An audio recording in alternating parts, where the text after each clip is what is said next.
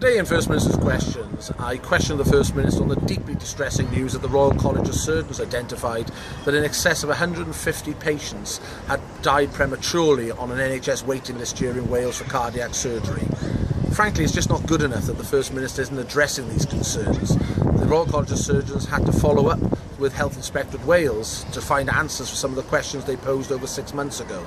I want the First Minister to stand up, front up in fact, and invest in cardiac services here in Wales so that these incidents do not happen again. Andrew Davies.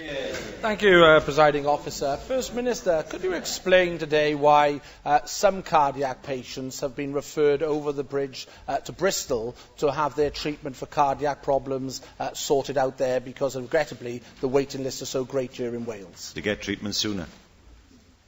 Well, that is a very flippant answer, to be honest with you, because I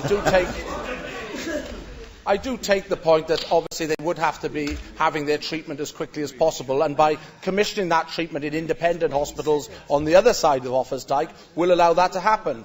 But if you look at what the Royal College of Surgeons have said, 152 patients have died in the last 5 years while waiting for cardiac surgery. Anne Clwyd, the Labour Member of Parliament for Cynon Valley, has called into question the services that exist in many of our hospitals, and I believe that the First Minister and the Health Minister need to be working with people like Anne Clwyd and everyone who has the NHS at heart to improve our NHS here in Wales and make it fit for the 21st century.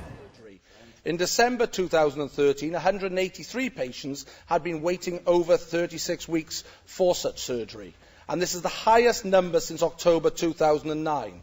Now, the Royal College of Surgeons identified these problems over 6 months ago, and they are still waiting for substantive answers from the Health Inspectorate Wales. Do you not think that there's an apology owed on behalf of your government for the patients who have been kept waiting on these waiting lists, and in particular the premature deaths that have been identified by the Royal College of Surgeons because of these waiting times?